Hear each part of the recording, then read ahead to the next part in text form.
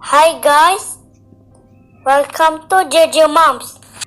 எல்லா போலும் இறைவனுக்கு இன்றைக்கி ஒரு சூப்பரான உங்கள் குட்டீஸ்களுக்கெலாம் ரொம்ப பிடித்தமான ஒரு டிஷ் தான் ஃப்ரெண்ட்ஸ் செய்ய போகிறோம். கடைசி வரைக்கும் மிஸ் பண்ணாமல் பாருங்கள். நீங்களும் இது செஞ்சு கொடுத்துட்டு உங்களுக்கு எப்படி வந்துச்சுன்னு கமெண்டில் சொல்லுங்கள் ஃப்ரெண்ட்ஸ். அதுக்கு முன்னாடி நம்ம சேனலை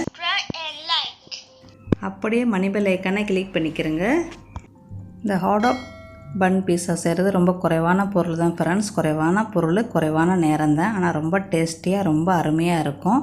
கண்டிப்பாக உங்கள் குட்டீஸுக்கு கண்டிப்பாக பிடிக்கும். ரொம்ப சாஃப்டாக, ரொம்ப டேஸ்டியாக இருக்கும் ஃப்ரெண்ட்ஸ். கண்டிப்பாக ட்ரை பண்ணி பாருங்கள்.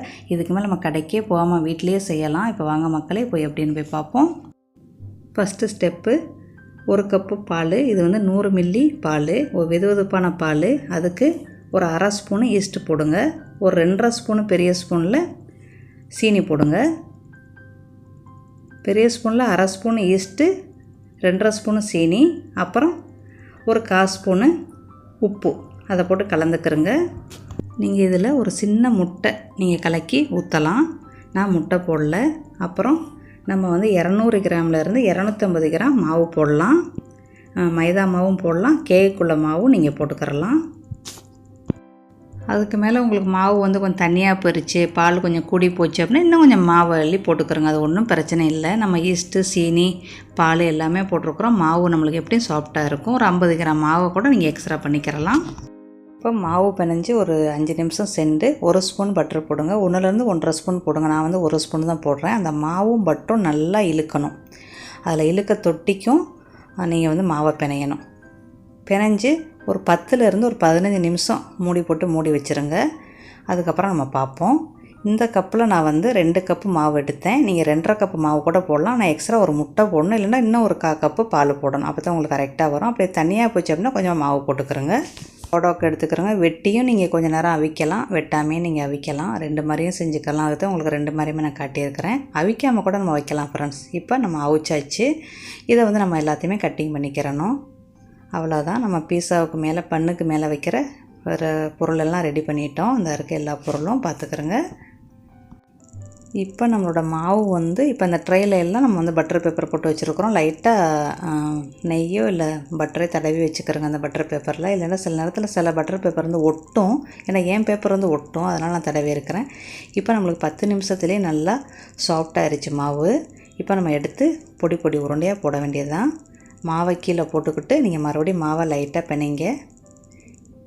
பிணைஞ்சு நம்ம கட்டிங் பண்ணி பொடிசாக போட வேண்டியதான் ஃப்ரெண்ட்ஸ். இந்த மாதிரி நல்லா சாஃப்டாக இருக்கணும் மாவு. இந்த மாதிரி போட்டு இது பண்ணிக்கிறேங்க. இப்போ சும்மா கத்தியை வச்சு நம்மளுக்கு நல்லா வட்டமாக வச்சுக்கிட்டு நல்லா கொஞ்சம் இழுத்து விட்டு பிணைங்க. அவ்வளோதான். இப்போ நல்லா இப்படி கையில் வச்சு இப்படி அமுக்கி வச்சுட்டு அதுக்கப்புறம் கத்தி வச்சு ஒரு 4ஆவோ 3ஆவோ வெட்டிக்கிறேங்க. வெட்டினா தான் நம்மளுக்கு பொடி பொடி உருண்டையாக போட போகிறோம். இப்போ இந்த இதை ஒரு பகுதியை ஒரு 4 உருண்டை போட போகிறோம். அந்த மாதிரி நம்மளுக்கு மொத்தம் 11 உருண்டை வந்துச்சு. நீங்கள் கொஞ்சம் சிறுசாக வச்சிங்கன்னா ஒரு 12 உருண்டை கூட நீங்கள் வைக்கலாம். இந்த மாதிரி இழுத்து வச்சு நீங்கள் எல்லா உருண்டை போட்டுருங்க. மாவில் பிரட்டிக்கிறங்க. அந்த மாதிரி நம்ம எல்லா உருண்டையுமே போட்டுக்கிற வேண்டியதான். எல்லாமே ஒரே சைஸாகவும் இருக்கலாம், கொஞ்சம் பெருசு சிறுசாகவும் இருக்கலாம். அது உங்களோட விருப்பம். வீட்டுக்கு தானே செய்கிறோம், அதனால் பிரச்சனை இல்லை. எப்படி வேணாலும் வச்சுக்கிறோங்க. உங்களுக்கு எது விருப்பமாக இருக்கோ அந்த மாதிரி நீங்கள் செஞ்சுக்கிறோங்க. இப்போ எல்லாத்தையும் உருண்டை போட்டாச்சு.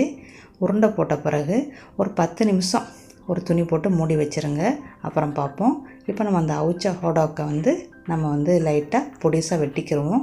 சாய்வாகவும் வெட்டலாம், வட்டமாக வெட்டலாம். இது உங்களோட விருப்பம். நம்ம கடையில் வாங்குகிற இந்த ஹாடாக் பீஸாலெல்லாம் நம்மளுக்கு ஒரு 4 பீஸ் தான் அதில் இருக்கும், சின்ன சின்ன பீஸு. நம்ம வீட்டுனாலும் நம்மளால் தாராளமாக செஞ்சு நம்ம தாராளமாக சாப்பிட்லாம். நம்ம வீட்டில் எந்த பொருள் செஞ்சாலும் சரி நம்ம திருப்தியாக செஞ்சு சாப்பிட்லாம் ஃப்ரெண்ட்ஸ். அதிகமாகவும் செய்யலாம், திருப்தியாகவும் சாப்பிட்லாம். நம்மளோட மாவு இப்போ 10 நிமிஷம் இருந்துருச்சு. இப்போ பாருங்கள், நம்ம வச்சதை விட கொஞ்சம் பெருசாக இருக்குது. அதுக்கு தான் நம்ம ஒரு 10 நிமிஷம் வைக்கணும். இந்த மாதிரி கையில் தட்டிட்டு இன்னொரு 10 நிமிஷம் அந்த தட்டினதை மறுபடியும் வைக்கணும். அவ்வளோதான், முடிஞ்சிருச்சு. மாவு ஊறுறதுக்கு ஒரு 10லேருந்து 15 நிமிஷம். அதுக்கப்புறம் உருண்டை போட்டு வைக்கிறதுக்கு ஒரு 10 நிமிஷம். அப்புறம் இந்த மாதிரி தட்டி வைக்கிறதுக்கு ஒரு 10 நிமிஷம் ஃப்ரெண்ட்ஸ். அவ்வளோதான். இதுதான் நம்மளுக்குள்ள வேலை. மற்றது எந்த வேலையுமே இல்லை. இப்போ 10 நிமிஷம் சென்று நம்ம மறுபடி கொஞ்சம் நேரம் மூடி வச்சுட்டு அதுக்கப்புறம் நம்ம எடுத்து செய்யணும். இப்போ உள்ளங்கையை வச்சு கூட நீங்கள் செய்யலாம். சின்ன சின்ன குட்டி குட்டி பூரியாக நம்ம செஞ்சிட வேண்டியது. இன்னொரு 10 நிமிஷம் அது கொஞ்சம் நேரம் இருக்கட்டும். அதுக்கப்புறம் நம்ம எடுத்து செய்ய வேண்டியதுதான் ஃப்ரெண்ட்ஸ். இப்போ கரெக்டாக 10 நிமிஷம் ஆயிடுச்சு. இப்போ நம்ம மாவை லைட்டாக கீழே தூவி விட்டு நம்ம கையிலையும் ப்ரஷ் பண்ணி சின்ன சின்ன குட்டி குட்டி பூரி மாதிரி செய்யலாம். நம்ம பூரி கட்டையிலையும் வச்சுக்கலாம். நம்ம அதோட இஞ்சி கணக்குன்னு பார்த்தா நம்மளுக்கு எப்படியும் நம்மளுக்கு வந்து 1/2 இன்ச்சு இருக்கணும். இந்த மாதிரி வட்டமாகவும் செய்யலாம், நீங்கள் நீட்ட வாகலையும் செய்யலாம். வட்டமாக தான் செய்யணுன்னு இல்லை, நீட்ட வாகலோட செய்யலாம். அது மட்டும் இந்த நம்ம தட்டுற மாவு மட்டும் ரொம்ப லேசாகவும் இருக்கக்கூடாது, அதனால தான் ரொம்ப தடிமமாக இருக்கக்கூடாது ஃப்ரெண்ட்ஸ். ஏன்னா இது நம்மளுக்கு இன்னும் நல்லா பொங்கி ப்ரெட்டு மாதிரி வரும். அதனால் நம்ம வந்து 1/2 இன்ச்சு சைஸுக்கு நம்ம வச்சுக்கிறணும். இப்போ நம்ம எல்லாத்தையும் நம்ம தட்டில் அடிக்கிற வேண்டியதுதான். எல்லாத்தையும் ட்ரையில் அடிக்க வச்சுருங்க ஃப்ரெண்ட்ஸ். உங்கள் ட்ரை பெருசாக இருந்தால் ஒரே அவன்லேயே நீங்கள் வச்சிடலாம். இப்போ நம்ம வந்து டொமேட்டோ பூரி வைக்க போகிறோம். இது கூட நம்ம வீட்டில் செஞ்சது தான். நீங்கள் இது இல்லை அப்படின்னா நீங்கள் வந்து டொமேட்டோ சாஸ் இருந்துச்சுன்னா நீங்கள் அது கூட வைக்கலாம், அது உங்களோட விருப்பம். டொமேட்டோ பூரி செய்கிறது ரொம்ப ரொம்ப ஈஸி ஃப்ரெண்ட்ஸ். 4 டொமேட்டோ போட்டு அவிச்சிட்டு அப்புறம் சட்னிக்கு எப்படி நம்ம வந்து கடாயில் போட்டு நல்லா திக்காக வைப்போம் அப்படி வச்சிங்கன்னா உங்களுக்கு முடிஞ்சிருச்சு. அதுக்கு மேலே இப்போ ஹாடாக் வைங்க. நம்ம அவிச்சு வெட்டி வச்சுருக்குறோம்ல சிக்கன் ஹாடாக், அதை வைங்க. இந்த ஹாடாக் இல்லாதவங்க வந்து கோழியை நல்லா அவிச்சு பொடிசாக நல்லா பிச்சு கூட நீங்கள் அதில் வைக்கலாம். ஆனால் அவிச்சிட்டு நல்லா சின்ன சின்ன பீஸாக பிச்சு வைங்க. இது இல்லாதவங்க அதை செஞ்சுக்கிறங்க. அவ்வளோதான். அப்புறம் மேலே வந்து 3வது லேயர் வந்து சீஸ் வைக்கிறோம். மசாலா சீஸ் வச்சுக்கிறோங்க. அளவு வந்து சீஸோட அளவு வந்து உங்களோட விருப்பம். அதேமாதிரி ஹாடாக் அளவும் உங்களோட விருப்பம்.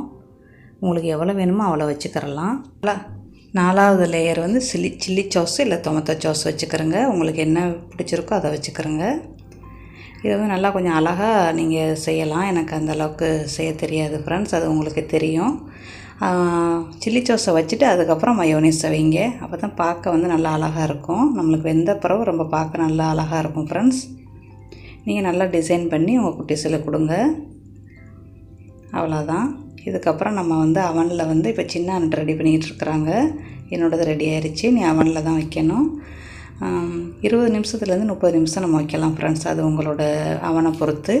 அதே மாவில் வந்து வேறு மாதிரி செஞ்சுருக்கிறேன் பாருங்கள். நான் ஒரு 8 செஞ்சேன். இந்த 3 மாவு வந்து ஒன்று வந்து சீஸ் வைக்காமல் மற்ற பொருள் ஃபுல்லாக வச்சு செஞ்சுருக்கிறேன் பாருங்கள். இன்னும் நம்ம அவனில் வைக்கலை. இது வந்து ப்ரெட்டு மாவுளுக்கு ஹாடாக்கை மட்டும் வச்சு கட்டிங் பண்ணி வச்சுருக்கிறேன். இது கட்டிங் பண்ணாமல் வச்சுருக்கிறேன். இந்த ப்ரெட்டுக்கு மேலே வந்து லைட்டாக முட்டையோ இல்லை பிளாந்தாவோ தடவிக்கிறேங்க.